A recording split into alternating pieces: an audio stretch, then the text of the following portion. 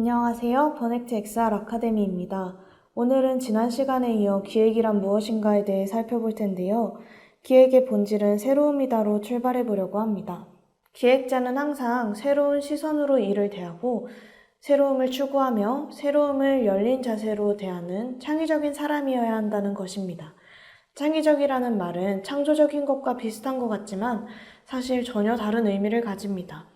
창조적이라는 말이 세상에 없던 새로운 것을 만들어내는 일을 의미한다면 창의적이라는 말은 새로운 생각을 가리키는 의미로 사용됩니다.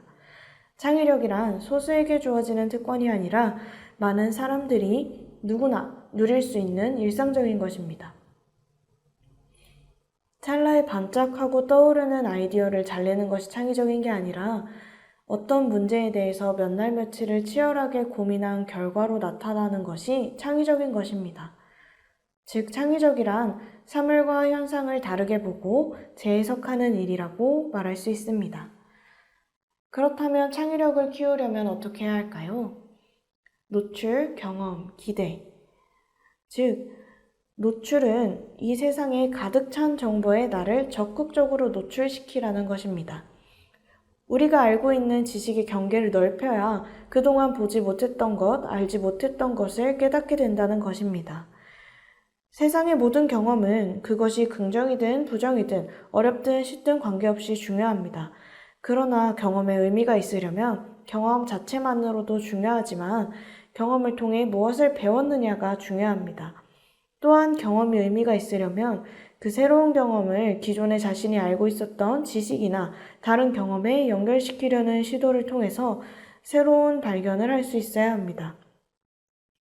즉, 새 경험에서 얻은 어떤 원리나 방법을 그동안 내가 고민하던 문제나 현재의 경험에 투영하여 새로운 발견을 이루어내는 것입니다. 마지막으로 기대 부분은 자기 스스로에 대한 기대치 관리가 필요하다는 것입니다. 창의성은 태도의 문제이기도 합니다. 만족을 모르는 사람이 되라는 뜻이 아니라 끊임없이 자신에 대해 도전하고 넘어서려고 하려는 자세가 필요합니다.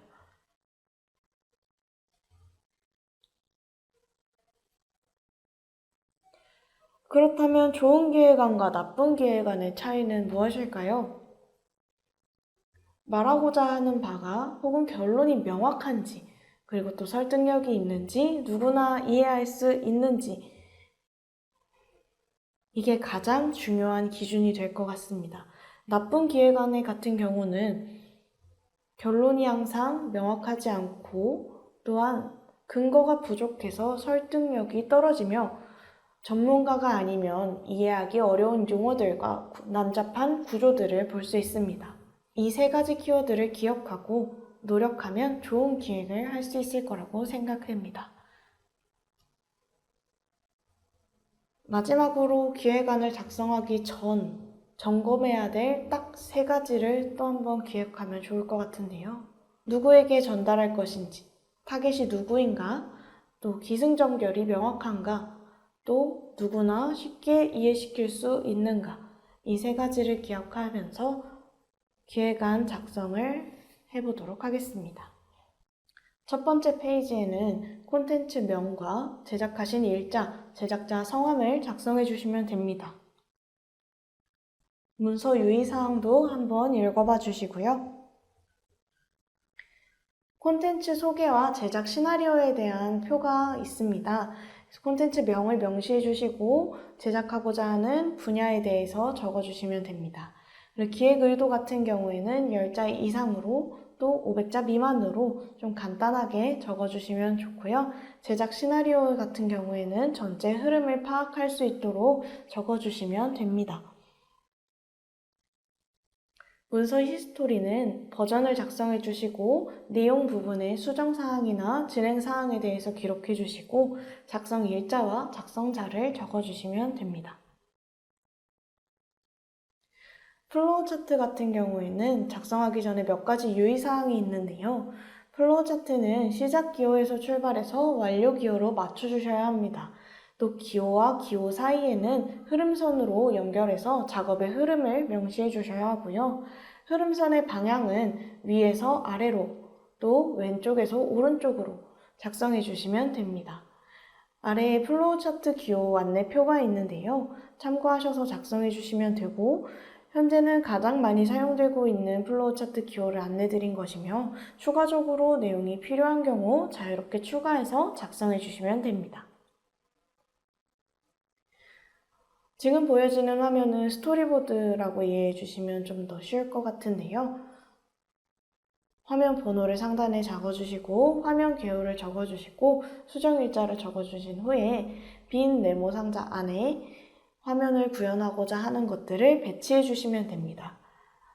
또 오른쪽에 있는 디스크리션을 보시고 번호를 통해 분류해서 화면에서 어떤 것을 구현하고자 하는지를 글로 작성해 주시면 되는데요.